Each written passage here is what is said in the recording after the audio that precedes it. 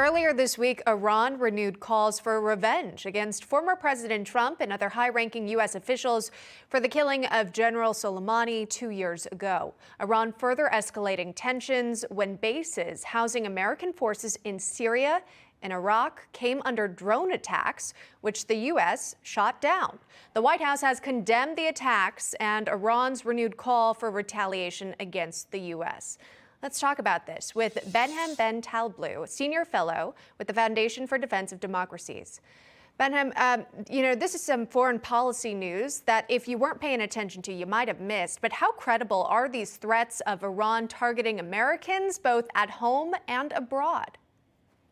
It's a pleasure to be with you again. Most unfortunately, there is a fair amount of credibility defined in this case by both the intent to carry out the attacks as well as the capability to carry out these diverse types of attacks.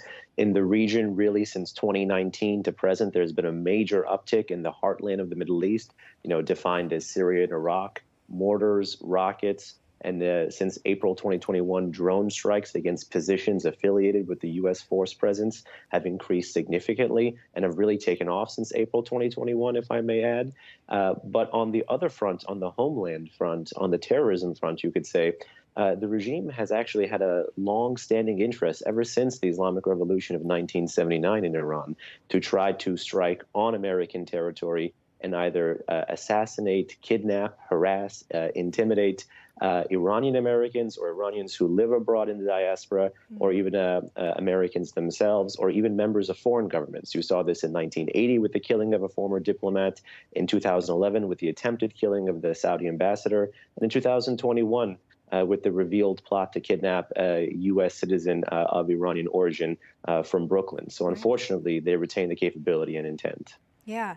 And when you think also about allies or adversaries in the region, is there someone who stands out to you that Iran might be in contact with that Americans should at least be aware of? Well, this regime, even though let's say, has been trying to export its revolution into the region and has had some pushback on the export of that revolution by U.S. partners like Saudi Arabia, for instance, it believes it should export its revolution globally.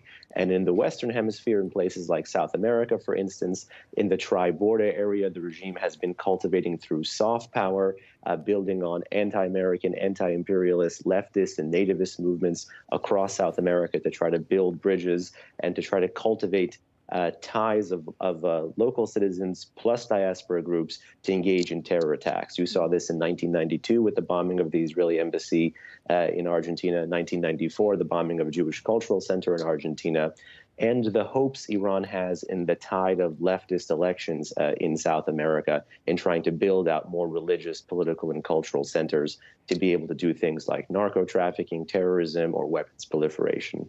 All right, a look back in history there. Appreciate it. Behnam Taleblu, we appreciate your time and insight on this topic. Thank you so much. You're welcome.